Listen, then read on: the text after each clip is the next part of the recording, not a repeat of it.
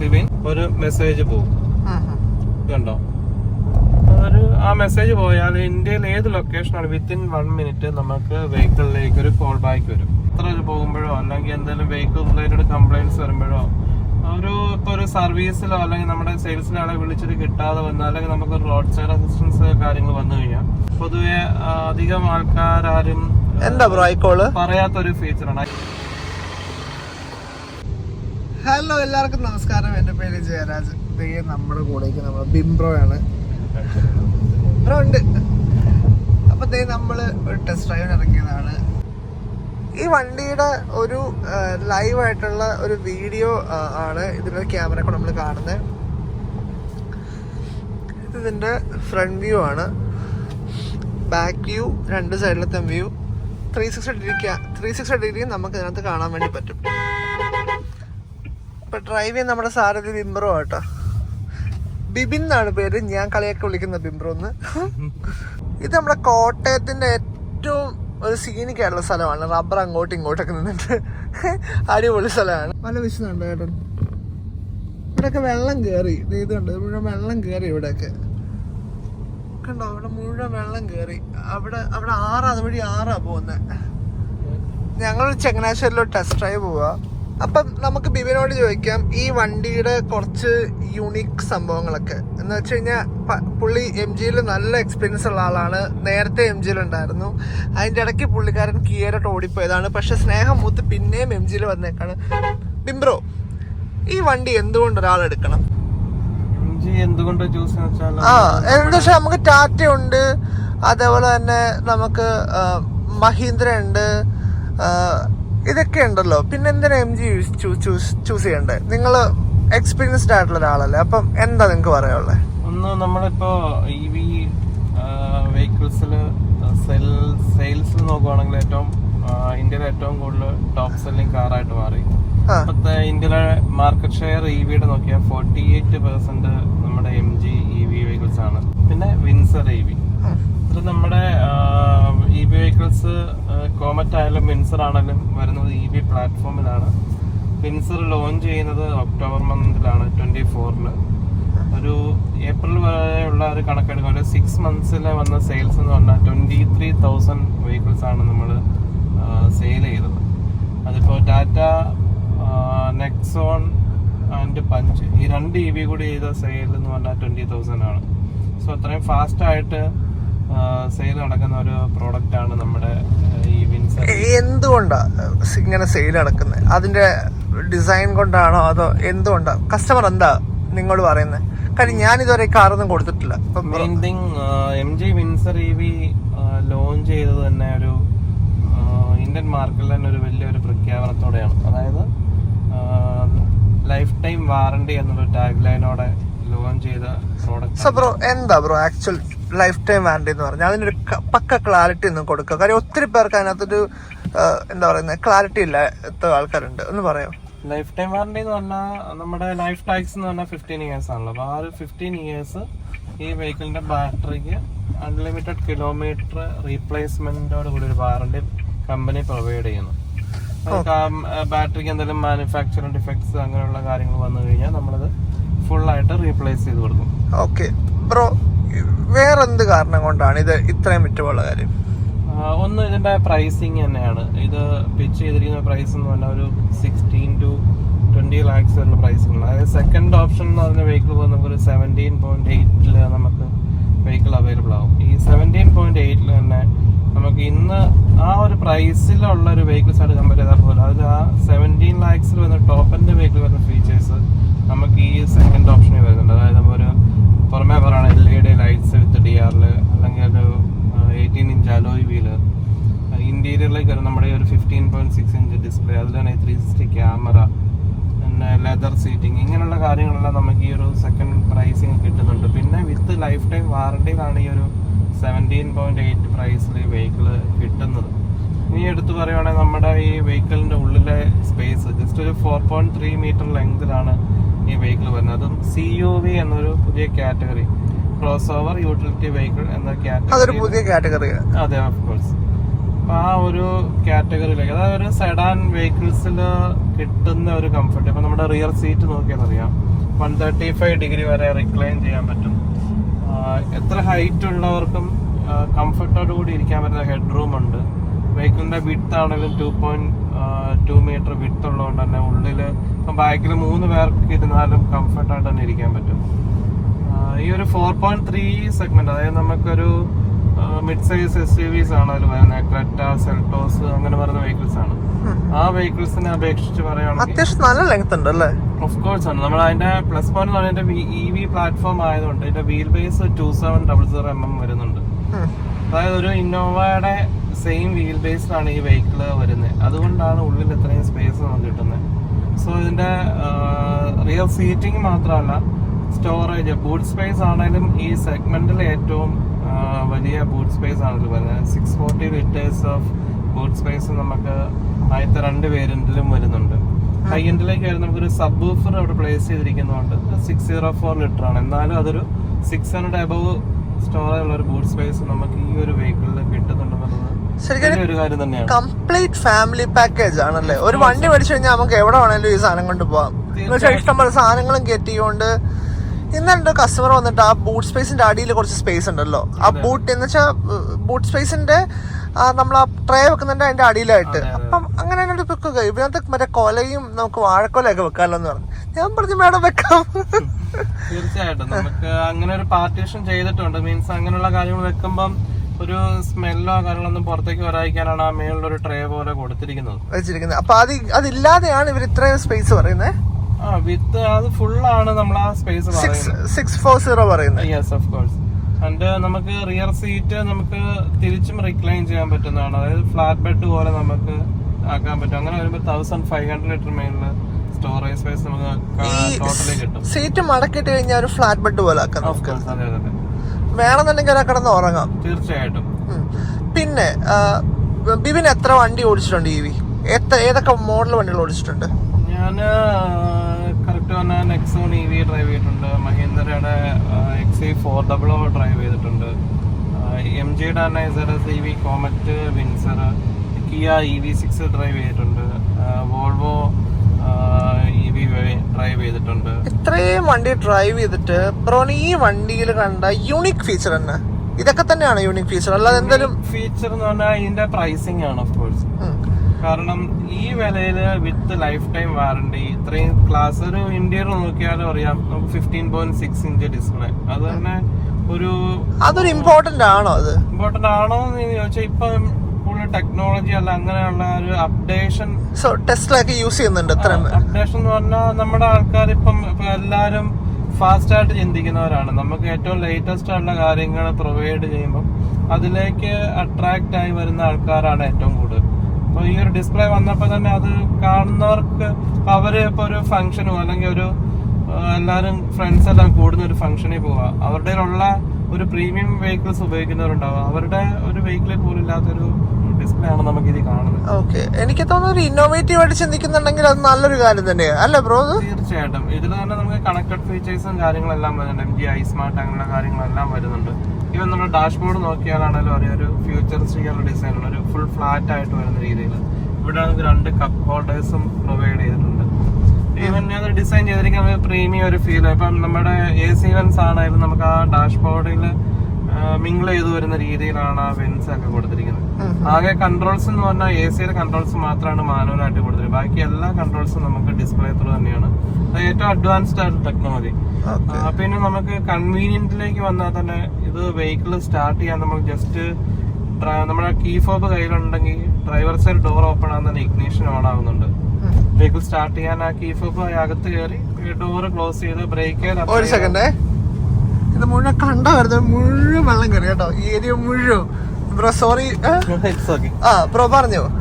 അപ്പോ നമുക്ക് ഇത് വെഹിക്കിൾ സ്റ്റാർട്ട് ചെയ്യാനായിട്ട് ജസ്റ്റ് അകത്ത് കയറി ഡ്രൈവർ സൈഡ് ഡോർ ക്ലോസ്ഡ് ആണ്, ബ്രേക്ക് അപ്ലൈ ചെയ്താൽ മാത്രം മതി വെഹിക്കിൾ ഓൺ ആവും. അത് ഈ ഒരു സെഗ്മെന്റിൽ മീൻസ് ഇപ്പൊ നമ്മൾ പ്രീമിയം ബ്രാൻഡ്സ് ആയിട്ട് കമ്പയർ ചെയ്താൽ പോലും ഒരു 1 CR വരുന്ന വെഹിക്കിൾസിൽ പോലും ഇല്ലാത്തൊരു ഫീച്ചറാണ്. മനസ്സിലായി. അതുപോലെ വെഹിക്കിൾ ഓഫ് ചെയ്യാനാണെങ്കിലും നമുക്ക് പുറത്തിറങ്ങി ലോക്ക് ചെയ്താൽ മാത്രമായി വെഹിക്കിൾ തന്നെ ഷട്ട് ഡൗൺ ആവും. ഇനി അല്ലാതെ നമുക്ക് ജസ്റ്റ് ഒരു കൺവീനിയൻസിന് വേണ്ടി ഇപ്പം നമ്മൾ നേരെ ഒരു സ്ഥലത്ത് പാർക്കിംഗ് കിട്ടുക നമുക്കൊന്ന് ഓഫ് ചെയ്യണമെന്നുണ്ടെങ്കിൽ സ്റ്റിയറിംഗ് താഴെ ഒരു സ്വിച്ചും കൊടുത്തിട്ടുണ്ട്. ജസ്റ്റ് സിംഗിൾ പ്രസ്സിൽ തന്നെ ആ സെക്കൻഡിൽ തന്നെ ഇത് ഷട്ട് ഡൗൺ ആവും. ഓക്കെ, എന്ന് വെച്ച് കഴിഞ്ഞാൽ എമർജൻസി ആയിട്ട് വേണമെങ്കിൽ. അതെ അതെ. ഓക്കെ, അപ്പം ഞാനൊരു കാര്യം ചോദിച്ചോട്ടെ, ഈ വണ്ടിക്ക് എന്തൊക്കെ ഇമ്പ്രൂവ് ചെയ്യണം തോന്നിട്ടുണ്ടായിരുന്നു? ഈ വെഹിക്കിളിന് ഇമ്പ്രൂവ് എന്ന് പറഞ്ഞാൽ ഒന്ന് ഈ വിലയ്ക്ക് വരുന്ന ഫീച്ചേഴ്സ് എല്ലാം ഉണ്ട്. പിന്നെ അഡീഷണൽ ആഡ് ഓൺ ചെയ്യണമെന്നുണ്ടെങ്കിൽ വേണമെങ്കിൽ സീറ്റിൽ എന്തെങ്കിലും മസാജിങ് ഫംഗ്ഷനോ അല്ലെങ്കിൽ ഹീറ്റിംഗ് വേണമെങ്കിൽ കൊടുക്കാം. അങ്ങനെയുള്ള കാര്യം നമുക്ക് വേണേൽ ആഡ് ഓൺ ചെയ്യാൻ പറ്റും. ഇതൊക്കെയാണോ ബ്രോ വേണം തോന്നിയിട്ടുള്ളത്? നമ്മള് കാരണം ഞാൻ ഇത് പറഞ്ഞ മറ്റു വെഹിക്കിൾസ് ഡ്രൈവ് ചെയ്തതിന്റെ അതിലുള്ള ഒരു ഫീച്ചർ എന്നുള്ള രീതി പറഞ്ഞു എന്ന് മാത്രമേ ഉള്ളൂ. പക്ഷെ ഈ പ്രൈസിൽ ഇതൊരു കംപ്ലീറ്റ് പാക്കേജ് അല്ലേ? ഓഫ് കോഴ്സ്, അതെ അതെ. ഓക്കെ, സോ അതിനകത്ത് ഞാൻ ആക്ച്വലി MGയിൽ ഇപ്പൊ പുതിയതായിട്ട് ജോയിൻ ചെയ്തേ ഉള്ളൂ. ഇതിനിടയ്ക്ക് ഞാൻ മാരുതിയിൽ നിന്ന് ഇറങ്ങിയായിരുന്നു. ഞാൻ 2 മാസം മുന്നേ മാരുതിയിലായിരുന്നു. അപ്പം ഞങ്ങളുമായിട്ട് 2016 മുതലുള്ള പരിചയമാണ്. അപ്പം പിന്നെ നമ്മളെന്നാ പിന്നെ ഒരുമിച്ച് ഇങ്ങനെ അങ്ങ് വർക്ക് ചെയ്യാന്നങ്ങ് ഓർത്ത് മൈൻഡ് മുഴുവൻ കൺവേർട്ടായി. കാര്യം നമുക്കൊരു EVയുടെ പാസ്റ്റാണ് നമ്മുടെ ചാനലിലുള്ള മൊത്തം. അപ്പം നമുക്ക് എന്തുകൊണ്ട് EV തന്നെ മുന്നോട്ട് വിട്ടുകൂടാ, മീൻസ് പിന്നെ അങ്ങനെ തോട്ട് തോന്നിയിട്ടാണ് മെയിനായിട്ട് ഞാൻ MGയിൽ വരാനുള്ള കാര്യം. എൻ്റെ ഒരു എക്സ്പീരിയൻസിൽ വണ്ടിയെല്ലാം അടിപൊളിയാണ്. ഞാൻ ഇന്നലെ ZSAV ആയിട്ട് കൊല്ലം പോയിരിക്കുകയായിരുന്നു. വണ്ടി അടിപൊളിയാണ്. മീൻസ് നമ്മൾ ഒരു പ്രീമിയം കാർ ഓടിക്കുന്ന ഫീൽ തന്നെയാണ് ZSAV ഒക്കെ ഓടിക്കുമ്പോഴത്തേക്കും കിട്ടുന്നത്. എനിക്ക് ആ ഒരു ഫീൽ കിട്ടിയത് ടെൽഡ കർവിലാണ് കിട്ടിയത്. കർവിയിലാണ് ആ ഒരു ഫീൽ എനിക്ക് കിട്ടിയിട്ടുള്ളത്. ശരിക്കും പറഞ്ഞു കഴിഞ്ഞാൽ എല്ലാ വണ്ടികളും നല്ല വണ്ടിയാണ്, പക്ഷേ പുതിയ കുറച്ചും കൂടി ഫ്യൂച്ചറിസ്റ്റിക് ആണ് MGയുടെ ഇപ്പോൾ ഉള്ള വണ്ടികളെല്ലാം തന്നെ. അപ്പം നമ്മളൊരു ടെസ്റ്റ് ഡ്രൈവ് പോകുന്ന വഴിയാണ് ഇതൊക്കെ നമ്മൾ ഷൂട്ട് ചെയ്യുന്നത്. അപ്പം പുള്ളിക്ക് കുറച്ചും കൂടെ ആധികാരികമായിട്ട് എന്നെ കുറിച്ച് സംസാരിക്കാൻ അറിയാം. ഞാൻ പഠിച്ച് വരുന്നതേ ഉള്ളൂ. ഇനി ഒന്ന് പെട്ടെന്ന് തന്നെ ആകും. അപ്പം ഇതൊക്കെയല്ല ബിംബ്രോ പറയാനുള്ളത്, പ്രത്യേകിച്ചൊന്നുമില്ല. ഇനി ഞങ്ങൾ പോകുന്ന വഴിയുള്ള കാഴ്ച എല്ലാം കാണിച്ചുകൊണ്ടിരിക്കും കേട്ടോ. ഞങ്ങൾ ഈ സ്പെക്റ്റും പറഞ്ഞു കഴിഞ്ഞാൽ ബോറടിക്കും കാണുന്നവർക്ക്. നമ്മളിപ്പോൾ ചെറിയൊരു കുഞ്ഞു സ്ഥലത്തൂടെ പാസ് ചെയ്യാൻ വേണ്ടി പോവാണ്. ഇത് മറ്റേ മണ്ടകാടാണ്. ഇവിടെ ചെറിയൊരു സെറ്റപ്പ് എടുത്ത് കേട്ടോ. ഇപ്പുറത്തും മറ്റേ എന്താ പറയുന്നത് തടസ്സമുണ്ട്. ഇത് കണ്ടോ, ഇത്ര ഏരിയ ഉള്ളൂ. നമ്മളപ്പോൾ ഇതുവഴി പോകണം. ഓക്കെ, നമ്മൾ ജമ്പ് ചെയ്ത് പോയി. എനിക്ക് തോന്നുന്നു ബ്രോ ഈ ക്യാമറ ഭയങ്കര ഹെൽപ്ഫുൾ അല്ല ബ്രോ ശരിക്കും പറഞ്ഞു കഴിഞ്ഞാൽ? കാരണം ഇത് ആക്റ്റീവ് ഗൈഡ് ലൈൻസും വരുന്നുണ്ട്. നമ്മൾ സ്റ്റിയറിംഗ് തിരിക്കുമ്പോൾ റൊട്ടേറ്റ് ചെയ്യുമ്പോൾ ഈ ഒരു ബ്ലൂ ലൈൻസ് കണ്ടോ, നമ്മൾ ഈ ഒരു പൊസിഷനിലാണ് ഇപ്പൊ സ്റ്റിയറിംഗ് നിൽക്കുന്നത്. സോ വീൽസ് ഈ ലെഫ്റ്റ് ലൈൻ അങ്ങനെ പോകുന്നതാണ് കാണിക്കുന്നത്. അത് ഭയങ്കര ആക്യുറേറ്റ് ആയിട്ട് കാണിക്കുന്നത്. നമ്മള് തിരിക്കുന്നില്ല, സ്റ്റഡി ആയിട്ടാണ് നിൽക്കുന്നതെങ്കിൽ സെന്റർ പൊസിഷനാണ് അതുകൊണ്ട് ഉദ്ദേശിക്കുന്നത്.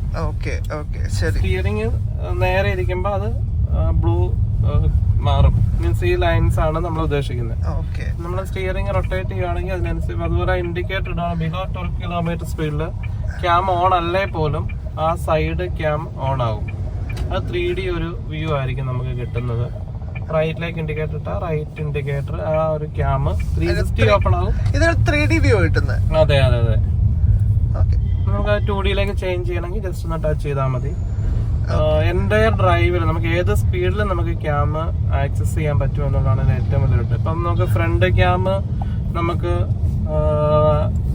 ഡ്രൈവിൽ കിട്ടുന്നുണ്ട്. അതിൻ്റെ ഒരു അഡ്വാൻറ്റേജ് എന്താണെന്ന് വെച്ചാൽ നമ്മളൊരു ഹെവി ട്രാഫിക്കിലൊക്കെ നിൽക്കുമ്പോൾ ആണെങ്കിൽ ഈ ക്യാം നോക്കി നമുക്ക് വെഹിക്കിൾ ഈസി ആയിട്ട് ഇപ്പോൾ ഓരോട്ടേക്ക് ഇപ്പം നമുക്ക് ഇതുണ്ടോ, ഇതിൽ നോക്കിയാണെങ്കിൽ നമുക്ക് കയറി പോകാം. ഈ സെഗ്മെന്റിലുള്ള അത്യാവശ്യം നല്ല ക്വാളിറ്റി ഉള്ള ഒരു ക്യാമറ സിസ്റ്റം ആണിത് ശരിക്കും പറഞ്ഞു കഴിഞ്ഞാൽ. ഇപ്പം എനിക്ക് പലപ്പോഴും തോന്നിയിട്ടുണ്ട് എന്തിനാ ഇത്രയും വലിയൊരു ക്യാമറയുടെ ആവശ്യം എന്നുള്ളത്. പക്ഷെ ഞാൻ പറഞ്ഞില്ലേ, കുറച്ച് മുന്നേ ഒരു ഇൻസിഡന്റ് കാണിച്ചില്ലേ, അങ്ങനത്തെ ഒരു സ്ഥലത്തൂടെ നമുക്ക് വേണമെങ്കിൽ അത് ഹെൽപ്പ് ചെയ്യും ശരിക്കും പറഞ്ഞു കഴിഞ്ഞാൽ. നോർമൽ 360 ഡിഗ്രി ക്യാമറ ഉള്ള എല്ലാ വണ്ടിയിലും അത് ഹെൽപ്ഫുൾ ആണ്. പക്ഷെ ഇത് കുറച്ചും കൂടെ എന്താ പറയുന്നത്, ഇച്ചിരി കൂടെ വലുതായതുകൊണ്ട് നമുക്ക് കുറച്ചും കൂടെ എന്താ പറയുന്നത് ഒരു കോൺഫിഡൻസ് കിട്ടും അല്ലേ ബ്രോ? തീർച്ചയായിട്ടും. അത് റീസൺ എന്ന് പറഞ്ഞാൽ ഡിസ്പ്ലേയുടെ സൈസിന്റെ ആണ്. ഇപ്പൊ നമുക്ക് ഇപ്പം ലേറ്റസ്റ്റ് ആയിട്ട് വരുന്ന വെഹിക്കിൾസിലൊക്കെ ഇപ്പൊ ഈവൻ ടാറ്റ ആണെങ്കിലും മഹീന്ദ്രയ്ക്ക് ആണെങ്കിലും ഈ ഒരു ക്യാമറ ക്ലാരിറ്റി പ്രൊവൈഡ് ചെയ്യുന്നുണ്ട്.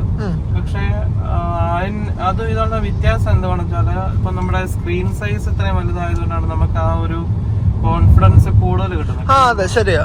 നമ്മുടെ വീട്ടിലെ TV ആണ് 32 ഇഞ്ചിന്റെ TV-യിൽ ഒരു മൂവി കാണുന്നതും ഒരു 65 ഇഞ്ചിൽ കാണുന്ന വ്യത്യാസമുണ്ട്. അതെ, ഉറപ്പായിട്ടും.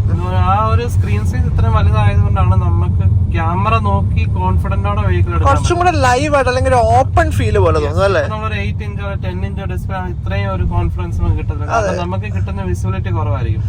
ഓക്കെ. അപ്പൊ ഇതിൽ തന്നെ ഒരു അഡ്വാൻറ്റേജ് ആണ്. ഇപ്പൊ ഈ ക്യാമറ ഇങ്ങനെ കൊടുത്തു കഴിഞ്ഞാൽ ഫുൾ 360 വാട്ട് ഇത്രയും ഒരു ഫുൾ ആയിട്ടുള്ള വ്യൂ കിട്ടും. ഫുൾ വ്യൂ കിട്ടും അല്ലേ? ഓക്കെ. ഇത് ചില ആൾക്കാര് ഇതിനെ അംഗീകരിക്കത്തില്ല. കാരണം ഇത് വലിയൊരു വലിയൊരു TV പോലെ വെച്ചേക്കുവാണെന്ന്. ഇപ്പം നമുക്കിത് ഇതിന്റെ അഡ്വാൻറ്റേജസിനെ മാത്രം നമ്മൾ നോക്കിയാൽ മതി. അല്ലാതെ ഇതിനകത്ത് അഡ്വാൻറ്റേജ് എന്ന് പറഞ്ഞാൽ ഇത്രേ ഉള്ളൂ. അതിന്റെ ഗുണം എന്താന്ന് വെച്ചാൽ ഇപ്പൊ നമുക്കൊരു ചെറിയ ഡിസ്പ്ലേ ആണ്. ഇപ്പൊ ഇത്രയും കാര്യങ്ങൾ ഇതിനകത്ത് വരുന്നുണ്ട്.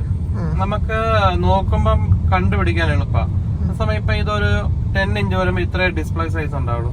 അതിൽ ഇത്രയും കാര്യങ്ങൾ കാണുമ്പോൾ നമുക്ക് വിഷനിലും അതൊരു ഡിഫിക്കൽട്ടി ഉണ്ടാവും. ഇത്രയും ഇപ്പൊ നമുക്ക് ജസ്റ്റ് കോൾ ഇടുന്നത് നമുക്ക് എളുപ്പത്തിൽ അതായത് ഒരു ഏജ്ഡ് ആയിട്ടുള്ള ആൾക്കാർക്കാണെങ്കിലും പെട്ടെന്ന് ഐഡന്റിഫൈ ചെയ്യാൻ എളുപ്പമാണ്. നമ്മുടെ ഹോം പേജിലേക്ക് പോയി കഴിഞ്ഞാൽ നമുക്കിത് ജസ്റ്റ് ടച്ച് ചെയ്താൽ ഇത്ര ഐക്കൺസ് നമുക്ക് കിട്ടും. അതൊരു ചെറിയ ഡിസ്പ്ലേയിലേക്ക് വരുമ്പോ എന്തുമാത്രം ചെറുതാകും നമുക്ക് തന്നെ അറിയാം.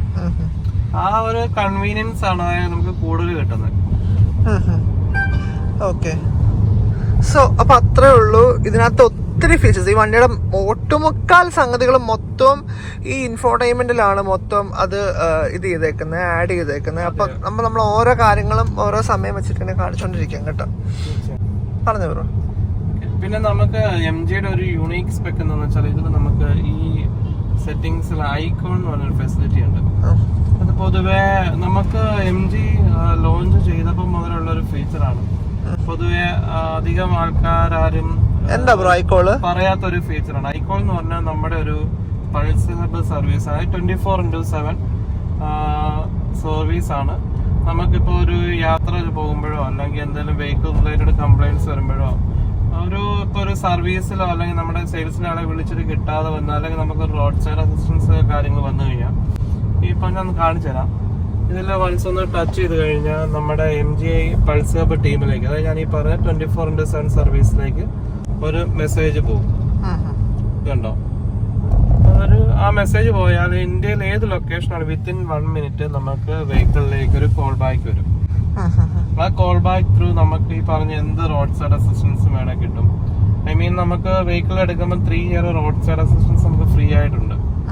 ഇപ്പൊ മീൻസ് ഒരു ബ്രേക്ക് ഡൗൺ ഇഷ്യൂ ആണെങ്കിൽ പോലും ഈ ഐക്കോളിൽ നമുക്ക് ജസ്റ്റ് ഒരു ടച്ചിൽ നമുക്ക് കോള് നമുക്ക് എടുത്ത് നമ്മുടെ കാര്യങ്ങൾ പറഞ്ഞ് അതിന് വേണ്ട സപ്പോർട്ട് നമുക്ക് MGയുടെ നിന്ന് ആസ് സൂൺ ആസ് പോസിബിൾ നമുക്കത് കിട്ടും.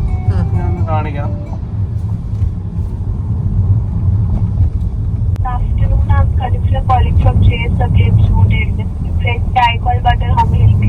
Good afternoon. My name is Divin. Yes, sir. I'm calling this regarding I want to know the nearby service center from my current location. Okay. It shows me MG Coastline Garage, Kottayam. Okay, fine. How far it's from here, my current location? 14.8 kilometers. 14.8 kilometers. Okay, fine. Okay, thank you. Yes, anything? Thanks for calling. Anything else? No, thanks. Okay, thank you. നമ്മ റോഡ്സിന്റെ ഒക്കെ അവസ്ഥ ഉണ്ടോ? ഒരു മഴ പെയ്ത് കഴിഞ്ഞ് മുഴുവൻ കുഴിയായി മൊത്തം. ഇത് കണ്ടോ? ഇതാണ് ഇപ്പോഴത്തെ പുതുപ്പള്ളി ചങ്ങനാശ്ശേരി റോഡിന്റെ അവസ്ഥ. ഗോൾഡ്, നമ്മൾ അച്ചാൻസ് ഗോൾഡ് മാത്രം അച്ചാൻസ് ഗോൾഡ്. പുള്ളിക്ക് ഒത്തിരി കളക്ഷൻ കാഴ്സ് ഉണ്ട് കേട്ടോ. ഇടയ്ക്ക് ഞാൻ കോട്ടയത്തിൽ അതുവഴി പോകുമ്പോഴത്തേക്ക് പുള്ളിയുടെ കാരുടെ ഫ്രണ്ടില് പല പല വണ്ടികൾ കിടക്കാറുണ്ട്. ആളുടെ വണ്ടിയുടെ കളക്ഷൻ ഒരു രക്ഷയിലൊക്കെ ഉണ്ടാണ്. പിന്നെ വേറൊരു കാര്യം, നമ്മുടെ ഇസ്രസീവി എന്ന് പറഞ്ഞ വണ്ടിക്ക് ഏകദേശം ടോപ്പ് എൻഡ് മോഡലില് 6 ലക്ഷം രൂപയ്ക്ക് അടുത്ത് ഓഫറുണ്ട്. അതേപോലെ താഴോട്ട് വരുമ്പോൾ അതിൻ്റെ ബേസ് മോഡലൊക്കെ വരുമ്പോൾ അത്രയും ഓഫേഴ്സ് ഒന്നും ഇല്ല. എന്ന് വെച്ച് കഴിഞ്ഞാൽ നമുക്ക് ടോപ്പിന് ഒരു 31 ലാഖിൻ്റെ വണ്ടി നമുക്കൊരു 24 സംതിങ്ങിന് നമുക്ക് കിട്ടും. ഏകദേശം നമുക്കൊരു 24ൻ്റെ വണ്ടി നമുക്കൊരു 22 സംതിങ്ങിന് കിട്ടും. ഞാൻ അതിൻ്റെ മോഡലും കാര്യങ്ങളൊന്നും പറയുന്നില്ല. ഇസ്രസിന് വണ്ടി എടുക്കാൻ താല്പര്യം ഉണ്ടെന്നുണ്ടെങ്കിൽ എന്ന് വെച്ച് കഴിഞ്ഞാൽ നിങ്ങൾ നോക്കുന്നൊരു 50 കിലോവാട്ട് വണ്ടിയാണ്, അല്ലെങ്കിൽ ഒരു 350+ കിലോമീറ്റർ റേഞ്ചാണ് നിങ്ങൾ നോക്കുന്നെങ്കിൽ ഇസ്രസ് നല്ലൊരു ഓപ്ഷനാണ്, ഇസ്രസ് EV എന്ന് പറയുന്നത്. അപ്പം അത് അങ്ങനെ ഒരു കാര്യം കൂടെ ഇറങ്ങിയിട്ടുണ്ട്. നിങ്ങൾ അത് നോക്കിയിട്ട് എന്നെ ഒന്ന് കോൺടാക്ട് ചെയ്ത് കഴിഞ്ഞാൽ അതിന്റെ ഡീറ്റെയിൽസ് ഞാൻ തരാം കേട്ടോ. ഇപ്പൊ കേട്ടോ വിംബ്രോ, ഞാനിവിടെ ജോയിൻ ചെയ്ത് കഴിഞ്ഞേ എനിക്ക് ഈ വണ്ടിയിൽ ഓരോ വണ്ടിയിലും കയറിയപ്പോഴത്തേക്കും തോന്നിയ കാര്യം എന്നറിയോ വിംബ്രോ? എന്ന് വെച്ച് കഴിഞ്ഞാൽ കോമറ്റ് മുതല് വിൻസർ, EV, ഹെക്ടർ എല്ലാ വണ്ടിക്കകത്തും സ്പേസ് വാരിക്കൊരു കൊടുത്തേക്കോ ബ്രാൻഡ് അല്ലേ ബ്രോ? ഇഷ്ടം പോലെ സ്പേസ് ഉണ്ട് ഈ വണ്ടിക്കെല്ലാം. ഇതൊരു പ്രൊമോഷൻ വേണ്ടി പറയുന്നതല്ല. നിങ്ങൾക്ക് ഇപ്പം ഇങ്ങനെ ഒരു പ്ലാൻ ഒക്കെ ഉണ്ടെങ്കിൽ ഇടയ്ക്ക് ഈ ബ്രാൻഡും കൂടെ നിങ്ങൾ ചെക്കൗട്ട് ചെയ്ത് നോക്കണം. ഇപ്പം അത്യാവശ്യം നല്ല രീതിയിൽ മാർക്കറ്റിൽ സെല്ല് ചെയ്യുന്ന വണ്ടിയാണ് ഇപ്പം MG. എന്ന് വെച്ച് കഴിഞ്ഞാൽ കോമറ്റിന് വരെ നല്ല സ്പേസ് ഉണ്ട്. പക്ഷെ അത് അവരെ സ്പേസ് മാനേജ്മെന്റ് ചെയ്തിരിക്കുന്ന രീതി ബ്രില്യൻ്റ് ആണ്. അടിപൊളിയാണ് അവർ ചെയ്തിരിക്കുന്നത്. ഇപ്പം നമ്മുടെ മറ്റുള്ള ബ്രാൻഡുകളെ അപേക്ഷിച്ചാണ് നമുക്കിപ്പോൾ ഉള്ളതെന്ന് പറഞ്ഞാൽ നമ്മുടെ MG ഹെക്ടർ ഉണ്ട്, കോമറ്റ് ഉണ്ട്, ZS-EV ഉണ്ട്, ആസ്റ്റർ ഉണ്ട്, ഗ്ലോസ്റ്റർ ഉണ്ട്, വിൻസർ ഉണ്ട്. 6 മോഡൽസ് ഉണ്ട്. ഈ 6 മോഡൽസിന്റെയും ഡിസൈൻ എൻറ്റയർലി ഡിഫറെന്റ് ആണ്. ഒരു ഗ്രില്ലുകൾ തമ്മിലോ ലൈറ്റ്സിന്റെ ഡിസൈനുകളാണല്ലോ, ഇന്റീരിയർ ഡിസൈൻ ആണല്ലോ, ഇതൊന്നും തമ്മിൽ ഒരു സാമ്യവും ഇല്ല, ഒരു ബന്ധമില്ല. അത് തന്നെ ഒരു എന്താ പറയാ, ഒരു പ്രീമിയം അല്ലെങ്കിൽ ഒരു യൂണീക്ക് ആയിട്ടുള്ള ഒരു കാര്യമാണ്. കാരണം പല പ്രീമിയം ബ്രാൻഡുകൾക്ക് പോലും ഓരോ സെഗ്മെന്റ് വൈസ് എന്തെങ്കിലുമൊക്കെ ഒരു നമുക്കൊരു മാച്ചിങ് തോന്നുന്ന എലമെന്റ്സ് ഉണ്ട്. ലൈറ്റ്സ് ആകാം, അല്ല ഗ്രില്ലാകാം. അത് വെച്ച് നോക്കി ഈ പറഞ്ഞ 6 മോഡൽസിനും എല്ലാ ഗ്രില്ലെന്ന് മാത്രമല്ല DR പോലും ഈ 6 വെഹിക്കിളിന്റെയും ഡിഫറെന്റാ. ലൈറ്റ്സിന്റെ ഡിസൈൻ അല്ല ഗ്രില്ലിന്റെ ഡിസൈൻ, ഇന്റീരിയറിലേക്ക് വന്ന ഡിസ്പ്ലേയുടെ ആണെങ്കിലും ഡിസൈൻ പോലും ഈ പറഞ്ഞ എല്ലാ വെഹിക്കിൾസിനും എൻറ്റയർലി ഡിഫറെന്റാ. ഇതിൽ കൊടുത്തിരിക്കുന്ന ഫീച്ചേഴ്സും എൻറ്റയർലി ഡിഫറെന്റ്. കാരണം ഓരോ സെഗ്മെന്റ് വരുമ്പോൾ ആ സെഗ്മെന്റിൽ കൊടുക്കാവുന്ന ഏറ്റവും ടോപ്പ് അല്ലെങ്കിൽ യൂണിക് ആയിട്ടുള്ള ഫീച്ചേഴ്സോട് കൂടിയാണ് വെഹിക്കിൾ വരുന്നത്. ഇപ്പൊ നമ്മൾ ഓൾമോസ്റ്റ് നമ്മള് ചങ്ങനാശ്ശേരി അടുത്തെത്താറായി, തെങ്ങണ അടുത്തെത്താറായി. ഹൃദയത്തിൽ നിന്നും ചെത്തിപ്പുഴ.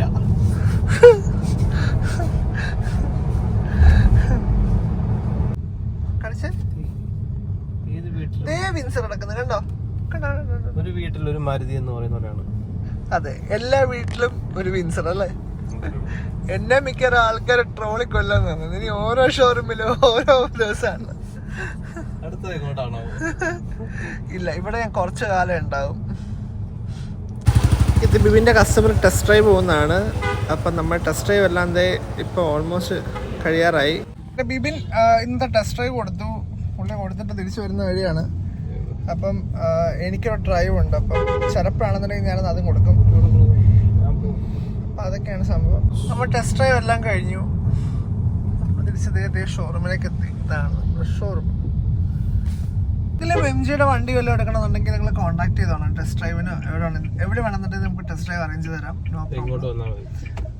ഇവിടെ വന്നാലും ടെസ്റ്റ് ഡ്രൈവ് അറേഞ്ച് ചെയ്യാം, അല്ലെങ്കിൽ വിളിച്ചാലും മതി.